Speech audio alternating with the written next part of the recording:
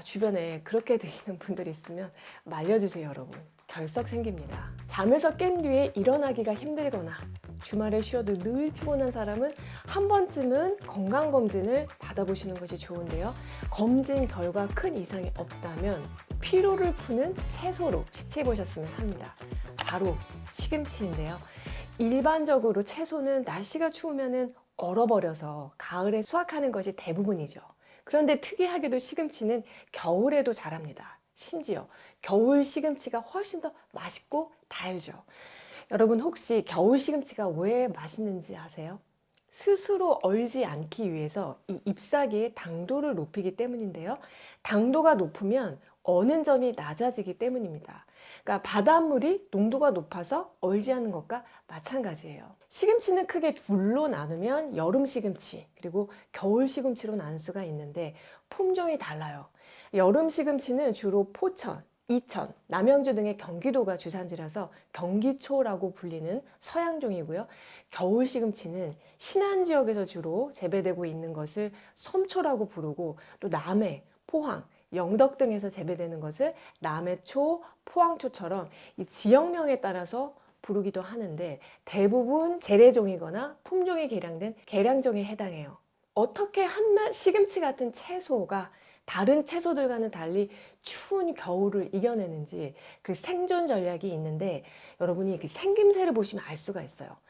겨울 시금치는요, 여름 시금치처럼 길게 자라지 않습니다. 줄기가 짧아서 땅에 아주 바짝 붙어 있고요. 잎이 사방으로 넓게 펼쳐져서 자라는데요. 그렇게 펼쳐진 잎의 모양이 마치 장미꽃을 펼쳐놓은 것 같다고 해서 전문 용어로는 로제트 형태라고 부릅니다. 이렇게 되어야 바람을 피할 수가 있고 또 넓게 펼쳐진 그 잎을 통해서 햇빛을 최대한 많이 받을 수가 있어서 광합성에 유리한 거죠. 광합성은 식물의 당분 함량을 높여서 얼지 않는 그런 부동액 작용을 하는 것인데 생존을 위해서 이런 로제트 형태로 진화한 거예요. 참 대단하지 않나요? 그런데 잠깐, 겨울 시금치는 뿌리를 중심으로 잎이 이렇게 퍼지는 형상으로 자라기 때문에 뿌리, 줄기, 잎으로 영양분도 골고루 퍼지게 됩니다. 그래서 겨울 시금치가 맛있기도 하지만 영양가도 더 있다고 하는 거예요. 시금치 하면은 저는 항상 뽀빠이가 떠오르는데 뽀빠이가 먹은 시금치는 서양종이었겠죠? 만약에 우리나라 재래종이면서 영양가가 더 풍부한 겨울 시금치를 먹어봤다면 힘이 더욱 불끈나서 아마 깜짝 놀라지 않았을까. 한의학에서 시금치는 피로 회복을 푸는 약재로 쓰여왔는데요. 약재명으로는 파릉채라고 합니다. 한의학 의서에서는 시금치를 맛이 달고 성질이 서늘하다고 기록하고 있고 피를 만드는 조혈작용이 탁월해서 빈혈에 좋고 또 코피나 장출혈, 객혈 같은 출혈이 있을 때 지혈작용을 하고 어혈을 풀어서 혈액과 간을 정화하는 약성이 주된 식치 효능이에요. 많은 분들이 그냥 시금치는 철분이 풍부해서 단순히 빈혈에 좋다라고만 알고 계시는데 시금치에 대해서 너무 좁게 알고 있는 거예요. 몸속 혈액이 부족하면은 세포에 산소 공급이 부족해지기 때문에 가장 먼저 피곤함을 느끼게 됩니다. 하품이 잘 나고요. 머리가 멍해지고 또 자도 피곤해지게 돼요. 모두 산소가 부족하다는 신호인데요. 시금치는 기본적으로 조혈작용을 해서 세포에 산소를 공급함으로써 이 세포의 피로를 푸는 천연 피로 회복제 역할을 합니다. 적혈구가 모자란 사람, 백혈구가 모자라서 면역력이 떨어지는 사람, 그리고 혈소판이 모자라서 자꾸 멍이 들거나 출혈이 잘 생기는 사람 모두에게 약이 되는 채소가 바로 시금치입니다. 겨울 시금치가 보약이 되는 또 다른 이유가 있는데요. 시금치는 서늘한 성질을 가지고 있어서 속열을 풀어주는 작용을 합니다. 술도 뜨거운 성질이라서 속열을 잘 생기게 하는데 술자리가 많은 연말에 주독을 풀고 또 간의 피로를 푸는데 시금치만큼 좋은 채소가 없죠. 여름에는 이열치열로 건강을 다스리듯이 겨울에는 이한치한하는 건강법이 도움이 되는데요. 이게 무슨 말이냐면은 추운 겨울에는 인체의 그 겉표면에 혈관이 수축하기 때문에 겉으로 가는 혈류량은 줄어들고 반면에 내부로 가는 혈류량이 많아서 겉은 차가워지고 속은 열이 찰 수가 있어요. 규칙적으로 운동을 해서 외부로 열 발산을 하는 사람은 덜하지만 춥다고 안 움직이고 또 칼로리 높은 음식만 먹는 사람은요, 속열이 더 쉽게 쌓이면서 여러 가지 질병의 원인이 됩니다. 그래서 겨울에는 때때로 속열을 풀어주는 음식을 먹어주는 것이 좋은데, 시원한 동치미 국물이 좋은 예인 것처럼 채소 중에서는 시금치가 이한 치환하는 데 도움이 되는 채소예요. 그런데 시금치는 섭취 시에 반드시 주의할 점이 있습니다. 바로 옥살산 성분 때문인데요. 옥살산은 수산이라고도 하는데 원래는 식물이 자신을 보호하기 위해서 만든 물질이에요. 그런데 사람이 옥살산을 먹으면 소화 장애를 유발하고, 만약에 우리 몸속에 있는 칼슘 성분과 만나면 옥살산 칼슘으로 결합하게 됩니다. 문제는 이 옥살산 칼슘이 아주 날카롭고 단단한 결정체라는 것인데, 결정 여러 개가 뭉쳐지면 결석이라고 불리는 돌이 됩니다. 그래서 신장결석이나 요로결석을 유발할 수가 있어요.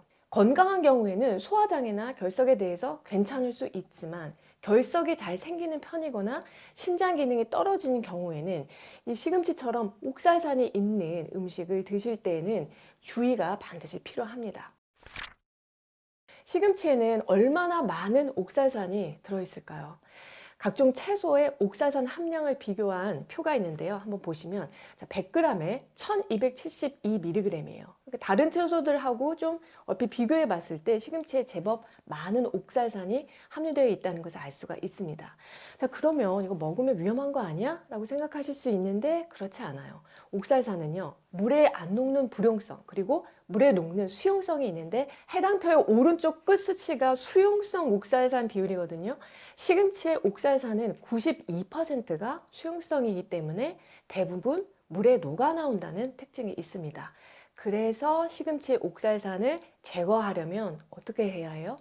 물에 데쳐서 옥살산이 녹아있는 그 데친 물은 버리는 거예요. 유튜브를 보면은 시금치를 생으로 샐러드로 먹거나 갈아서 시금치 주스로 만들어 먹으면 몸에 좋다, 이런 정보들이 있는데, 주변에 그렇게 드시는 분들이 있으면 말려주세요, 여러분. 결석 생깁니다. 그리고 시금치를 5분 정도 데치면 옥살산의 한 50%까지도 없어지지만, 그 정도 데치면 흐물흐물해지잖아요. 그래서 보통 한 30초에서 60초만 짧게 데치는데, 그럼 시금치에 남아있는 옥살산으로부터 안전하게 먹는 방법은 뭘까요? 칼슘이 풍부한 음식과 같이 드시면 됩니다. 자, 대표적으로 멸치나 콩, 두부 같은 것들이 있는데요. 시금치랑 두부랑 같이 먹으면 안 된다, 이런 유튜브 영상들도 많이 보이는데, 이것 또한 여러분 잘못된 정보입니다. 농림수산식품부 교육문화정보원에서도요, 결석 생성의 예방을 위해서 오히려 칼슘 식품과 함께 섭취하라고 권장하고 있는데요. 옥살산을 칼슘이 풍부한 음식과 함께 섭취하면 불용성 옥살산이 됩니다. 수용성 옥살산의 경우에는 장에서 흡수가 되는데, 불용성 옥살산은 장에서 흡수되지 못하고 대변을 통해서 빠져나가기 때문에 오히려 시금치는 멸치나 두부 같은 음식과 같이 드시면 좋아요.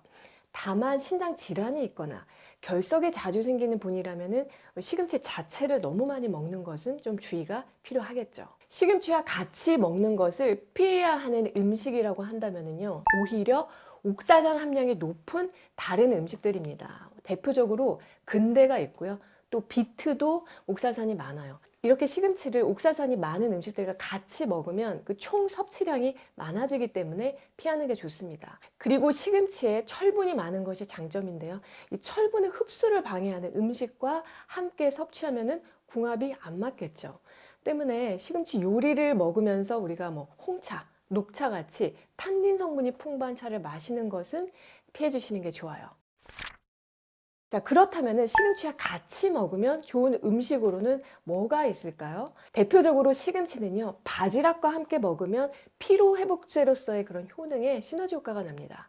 일단 시금치를 데친 다음에 다진 마늘이랑 바지락, 칼슘이 풍부한 견과류를 적당량 넣고요, 함께 볶아내는 것만으로도 피로회복 식치 레시피가 됩니다. 너무 간단하고 맛있으니까 오늘 한번 만들어서 드셔보셨으면 하고요. 바지락에는 천연 강장 영양소인 타우린하고 비타민 B군이 풍부하게 들어있어서 피로회복을 돕고, 특히 비타민 B12가 풍부한데 이는 조혈작용이 있어서 시금치가 혈액을 자양하는 그런 효능을 끌어올려 줄 수가 있기 때문이에요. 오늘 내용을 다시 한번 정리하면 여름 시금치보다는 겨울 시금치가 식지 효능이 좋다. 특히 조혈, 지혈, 어혈을 풀어주는 작용을 해서 세포의 산소 공급을 늘리는 이 피로회복제 역할을 한다는 거. 그리고 겨울철에 이한, 치한하는 채소로서도 도움이 된다고 말씀을 드렸고요. 시금치 섭취 시에 우리가 주의할 점, 그리고 같이 먹으면 안 되는 음식, 반대로 같이 먹으면 좋은 식지 레시피 알려드렸어요. 피곤해서 힘드신 분들께 오늘 내용이 조금이나마 도움이 되었으면 합니다. 올해도 정나래와 함께 슬기로운 식시생활 하시고요. 저는 다음에 또 좋은 내용으로 찾아뵐게요.